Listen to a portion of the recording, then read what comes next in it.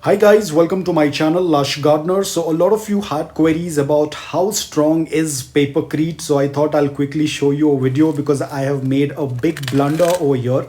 And I am breaking the Papercrete, which is definitely not very easy. So these are the pieces of Papercrete. The biggest mistake what I did over here is choosing the container. I had this container, I thought I'm going to make a circular pot, but I miscalculated the pot. The base of the pot is large, whereas the upper portion was narrow, due to which the Papercrete was all set, but it is now not ready to come out because the opening of this container is very small compared to the base. So the Papercrete pot is kind of locked inside. I used plastic so that it can be much easier to take it out because this is a metal container. So you cannot stick Papercrete to a metal container. It is not going to come out. The only thing that you have to use is a plastic container. So that's why I had lined up this metal container with this plastic sheet. But now the Papercrete is free moving inside because of the plastic, but it is not ready to come out because the base of this container is large and the opening is narrow.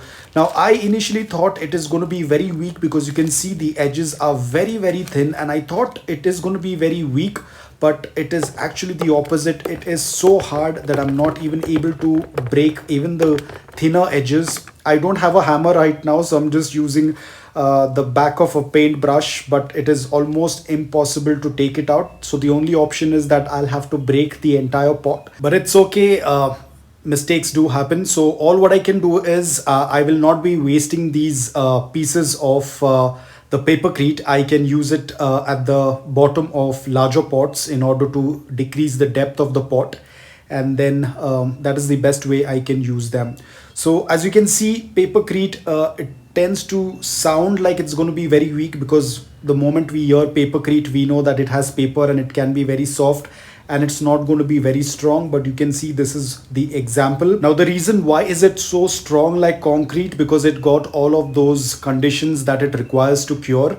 Remember, it was raining in my city a couple of weeks back. The environment was very wet and moist. The Papercrete was absorbing all that water, and then there was a good amount of sun, so it got all of those conditions what it's required for it to cure. And because it was completely cured, it became even more strong. So never underestimate the power of Papercrete, which I did.